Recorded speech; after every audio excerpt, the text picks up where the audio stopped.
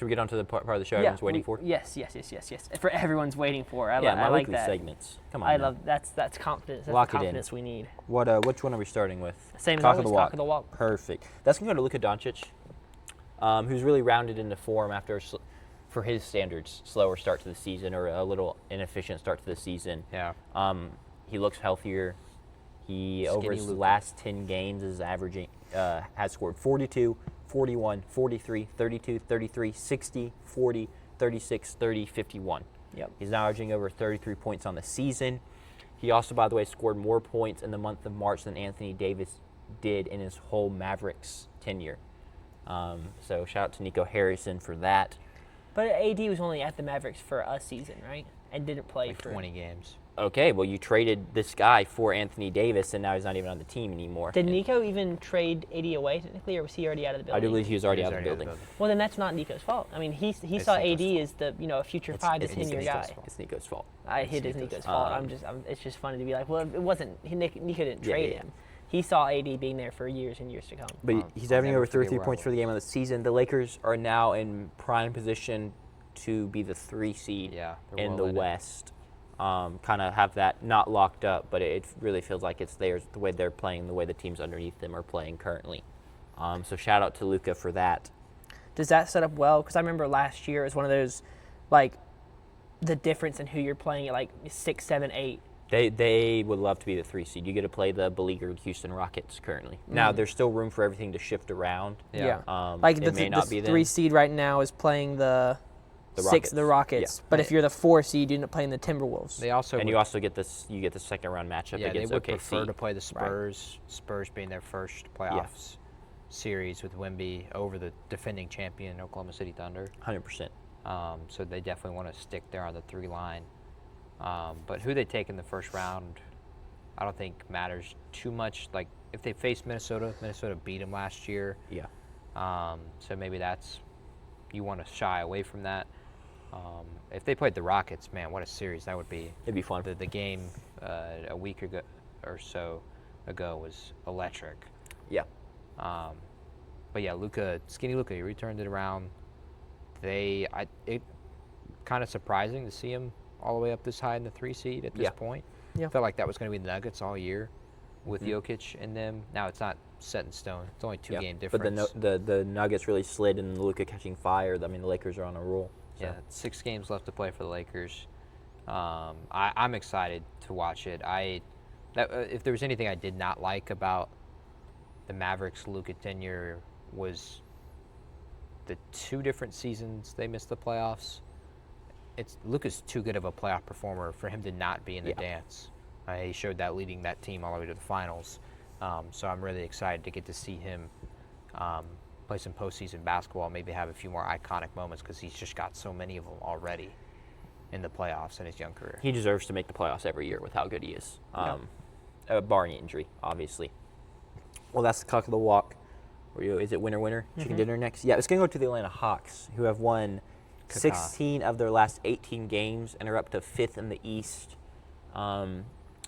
Before this stretch, it seemed like they were a lock to be a play-in team, and maybe even fall out of the playoffs, depending on how the Bucks close the season. Now the Bucks have closed the season bad, so they were always going to make the play-in regardless of this stretch.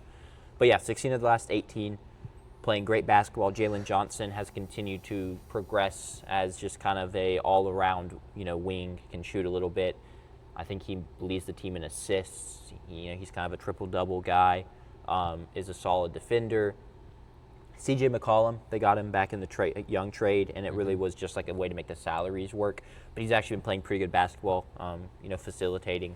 He can score. I mean, which this may be a concern for the playoffs because I don't know if this will go. They had a game against Detroit where it went down to the wire, and I was watching, and that's like who they're giving the clutch time shots to. That's who they want to get the ball to is CJ McCollum to hit the big shots. Yeah.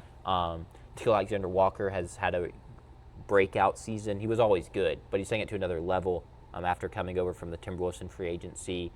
They're playing really good basketball right now. And it was something they really needed, and it's really fun they did without Trae Young. Because it felt like coming in this season, it was like, this is the last chance. This is what we need to get done. We don't even have our first-round draft pick. Like, we're supposed to be good.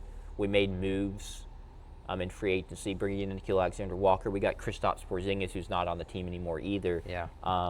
But like this is it, and it just started off so poorly, and so for them to turn it around like this is just kind of a testament to the resilience of the team, and then also the front office for being like, okay, I think it's finally time to move on from Trae Young. Obviously Porzingis isn't working out, so we're going to go get Kuminga from the Warriors, who's given hit or miss, classic Kuminga, but he's given them some good minutes and some good games. But shout out to the Hawks for their streak. Yeah, I mean, this is an organization that played in the conference finals. Yeah. And they really, if Giannis doesn't make the miraculous comeback from the hyperextension in that series, and Chris Middleton doesn't cook Gig 'em. for the 2 games, which is just rare for Chris Middleton. Yeah. To be honest, this is a team that would have played in the finals, and who knows? Maybe they would have beat the Suns that year. Who's to say? I don't think they would. I think it would have taken Chris Paul, Booker, and the Suns. Yeah. But it's I can tell you as a guy who grew up in Atlanta and I'm not a Hawks fan. The only Atlanta team I cheer for is the Braves. I'll cheer for the Hawks here and there. I don't hate them like I hate the Falcons. Yeah.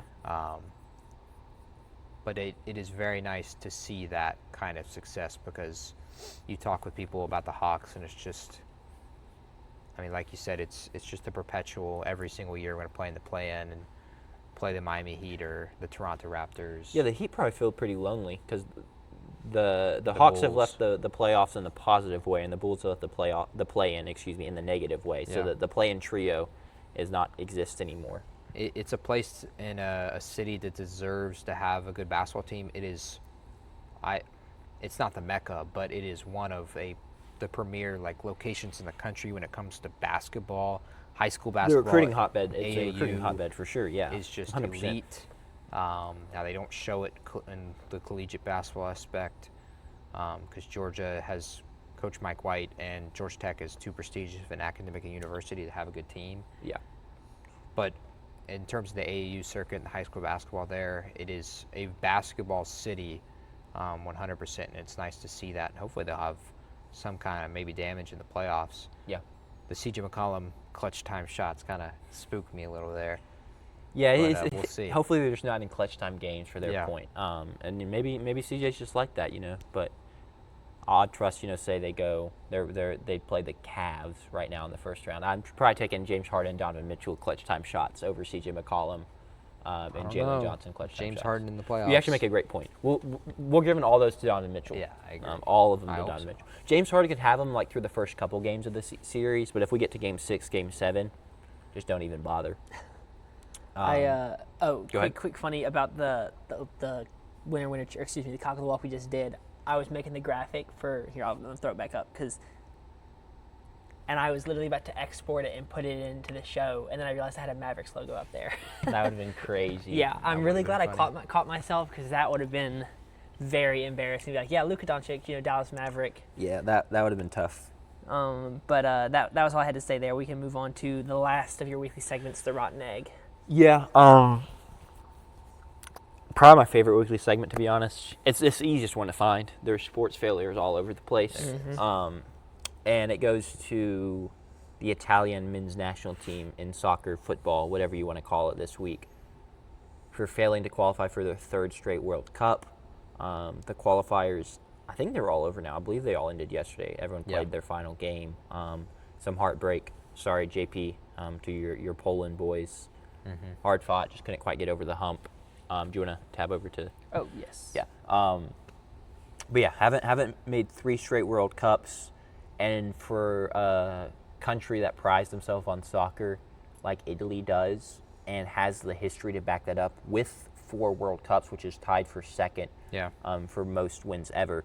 They're the first team ever to win a World Cup and miss 3 straight World Cups, because typically you just.